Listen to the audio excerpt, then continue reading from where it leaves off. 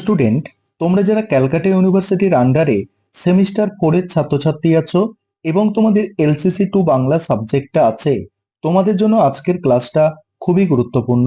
আজকের ক্লাসে তোমাদের একটি মক টেস্টের প্রশ্নপত্র নিয়ে আলোচনা করব এবং এখান থেকে তোমরা অর্থাৎ এই মক টেস্টের প্রশ্নপত্র থেকে তোমরা 60% থেকে 70% প্রশ্ন কমন পাবে। তাহলে সম্পূর্ণ মক টেস্টের প্রশ্নপত্রটা দেখে নাও। আরেকটা বিষয় তোমাদের এখানে বলবো, তোমরা যারা সারা বছর তেমন ভাবে কোনো কারণে প্রস্তুতি নিতে পারোনি, তোমরা অতি অবশ্যই এই মক টেস্টের প্রশ্নপত্রটা দেখে পরীক্ষা দিতে যাও, অর্থাৎ এই মক টেস্টের প্রশ্নপত্রগুলো করে যাও, অবশ্যই উপকৃত হবে।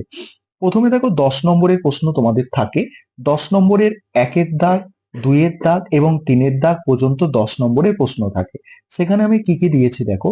প্রথমে 1-এর দাগে যেটা আছে দেখো, 1-এর দাগের প্রথম যে প্রশ্ন ক দাগের এবং খ এর অথবা প্রশ্ন থাকে। দেখো, ভাষা বিজ্ঞানীরা বাংলা শব্দার্থ পরিবর্তনের ধারাগুলিকে কয়টি ভাগে ভাগ করেছেন? শব্দার্থ পরিবর্তনের যে কোনো দুটির ধারা সম্পর্কে উদাহরণ সহ আলোচনা করো। অথবা প্রশ্ন, তদ্ভব শব্দকে কটি শ্রেণীতে ভাগ করা যায় ও কি কি?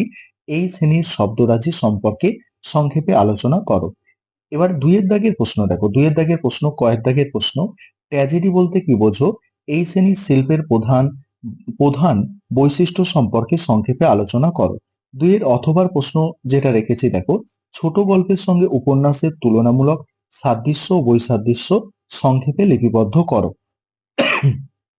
3 দাগের প্রশ্ন দেখো, মেঘনাদ বধ কাব্যের প্রথম স্বর্গে এটা হবে, স্বর্গে কবি মধুসূদন দত্ত রাজসভার যে বর্ণনা দিয়েছেন তা তোমার নিজের ভাষায় লেখো। আর 3-এর অথবার প্রশ্ন কি আছে দেখো, 3-এর অথবার প্রশ্ন আছে, মেঘনাদ বধ কাব্যের প্রথম স্বর্গে বার্নি, মুরলা, রমা উপাখ্যানের প্রাসঙ্গিকতা সম্পর্কে আলোচনা করো। এবার 5 নম্বরের প্রশ্ন। 5 নম্বরের প্রশ্ন তোমাদের 4টে পরীক্ষায় লিখতে হয়। 4 দাগের প্রশ্ন, 5 দাগের প্রশ্ন, 6 দাগের প্রশ্ন আর হচ্ছে 7 দাগের প্রশ্ন। এই কটা প্রশ্ন হচ্ছে 5 নম্বরের থাকে। 4 দাগের যে প্রশ্নগুলো তোমাদের করতে হবে, দুটো টিকা দিয়েছি, একটা অপিনিহিতি আর একটা হচ্ছে লোকনিরুক্তি। তারপরে 5 দাগের প্রশ্ন দেখো, সাহিত্যিক মহাকাব্যের বৈশিষ্ট্য বা লক্ষণগুলি সংক্ষেপে লেখো। আরেকটা হচ্ছে অথবার প্রশ্ন হচ্ছে, সামাজিক উপন্যাসের লক্ষণসমূহ সংক্ষেপে বিবৃত করো। এবার 6 দাগের প্রশ্ন, মেঘনাদ বধ কাব্যের প্রথম স্বর্গে সরস্বতী বন্দনার পরেও কবি মধুকরীর কল্পনার প্রয়োজন অনুভব করলেন কেন? সংক্ষেপে লেখো। আর অথবার প্রশ্ন কি আছে দেখো, অথবার প্রশ্ন আছে, মেঘনাদ বধ কাব্যের প্রথম স্বর্গে বর্ণিত মেঘনাদের প্রমোদ উদ্যানের সংক্ষিপ্ত বর্ণনা দাও। তারপরে দেখো, তারপরে 7 দাগের প্রশ্ন।